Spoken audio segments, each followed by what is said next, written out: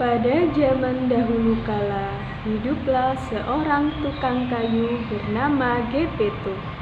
Dia tinggal sendiri di rumah sederhananya yang hanya berisi barang-barang dari kayu. Gepeto bermimpi memiliki anak laki-laki yang akan menemaninya. Pada suatu malam, ketika dia merasa kesepian, dia membuat sebuah boneka kayu. Gepeto adalah pemahat yang handal. Boneka itu sangat terlihat nyata. "Aku akan memanggilmu Pinocchio," ucapnya. "Oh, aku berharap kamu adalah benar-benar anak laki-laki." Setelah selesai membuat boneka itu, Gepeto pun tertidur. Ketika Gepeto tertidur, peri biru datang dan berbisik padanya, "Gepeto yang baik, kamu selalu menjadi orang yang baik untuk semua orang. Aku akan memberikan kehidupan untuk Pinocchio kecilmu." Dan peri biru mengayunkan tongkat ajaibnya. Celing! Pinocchio pun hidup. "Lihat aku bisa bicara, aku bisa berjalan." Di pagi hari berikutnya, Gepeto memberi Pinocchio uang untuk membeli buku dan mengirimnya ke sekolah. "Pinocchio, sekarang kamu harus sekolah. Jangan berhenti sebelum sampai ke sekolah. Di sana, kamu akan mendapatkan banyak ilmu pengetahuan." Gepeto berpesan kepada Pinocchio. Pinocchio sangat bergembira. Dia berjalan menuju sekolahnya. Di perjalanan, dia bertemu seorang anak laki-laki yang sedang bermain. Di perjalanan, Pinocchio bertemu seorang anak laki-laki yang sedang bermain. "Hai kamu, mau pergi kemana dengan uang sebanyak itu?" tanya si anak laki-laki. "Aku akan pergi ke sekolah dan membeli buku," jawab Pinocchio.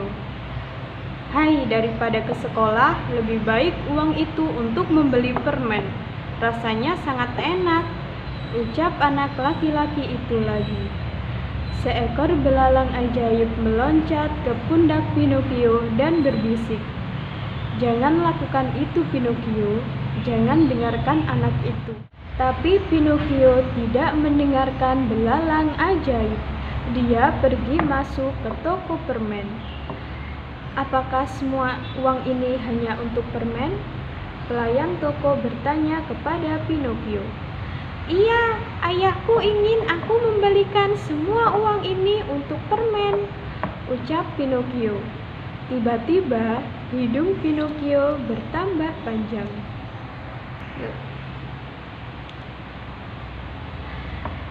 Pada saat Pinocchio keluar dari toko, si anak laki-laki dengan cepat mencuri semua permen dari Pinocchio dan melarikan diri. Pinocchio telah ditipu.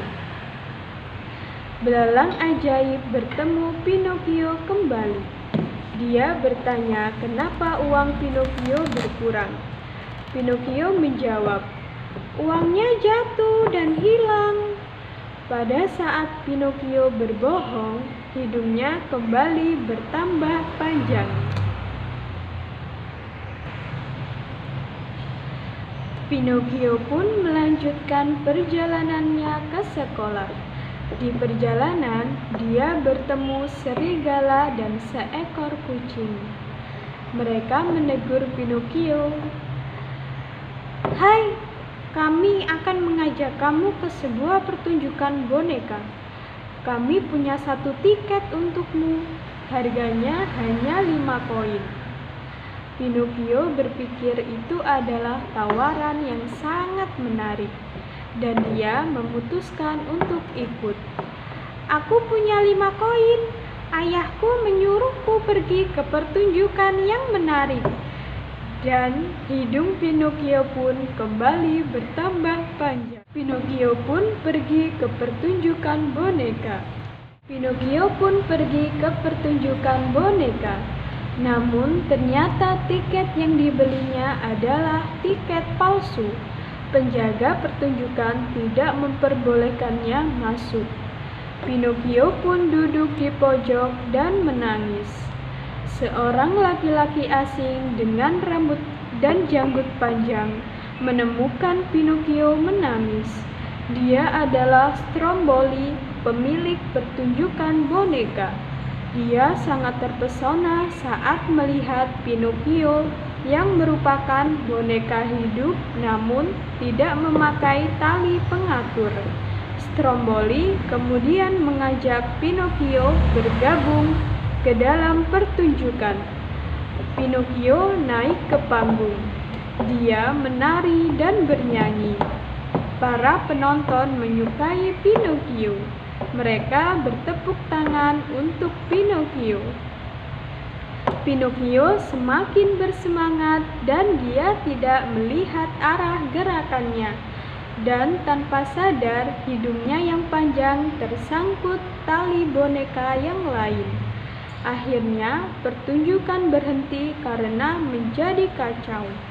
Seluruh penonton menertawakan pertunjukan itu. Pinocchio sangat lelah. Dia merindukan Geppetto.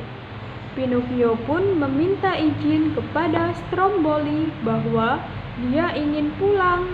Namun ternyata Stromboli memiliki pendapat yang lain. Dia memasukkan Pinocchio ke dalam sangkar.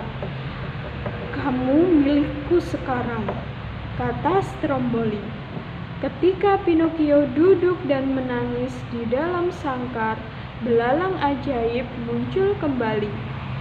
"Lihat Pinocchio, jika kamu pergi ke sekolah seperti apa yang diminta oleh Geppetto, tentu kejadian ini tidak akan pernah terjadi." Belalang ajaib memberi kesempatan kedua untuk Pinocchio agar mau berubah.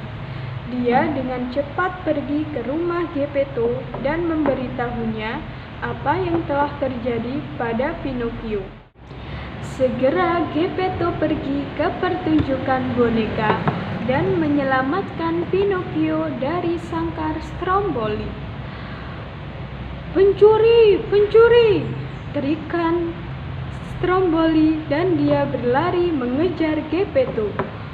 "Boneka itu milikku," teriaknya.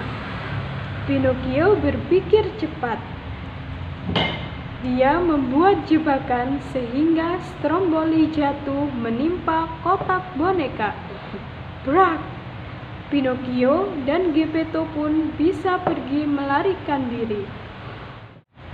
"Oh Pinocchio," kata Geppetto, "lihatlah hidungmu. Itu yang akan terjadi jika kamu berbohong." Pinocchio sangat malu dan dia akhirnya memutuskan selalu berkata jujur, dan dia pun menepati janjinya. Sehingga hidungnya mengecil, mengecil, mengecil dan kembali seperti semula. Dan akhirnya karena Pinocchio mengetahui kesalahannya dan berubah menjadi anak yang baik, peri biru memberi mantra sehingga Pinocchio menjadi anak laki-laki yang sesungguhnya. Geppetto dan Pinocchio pun hidup bahagia.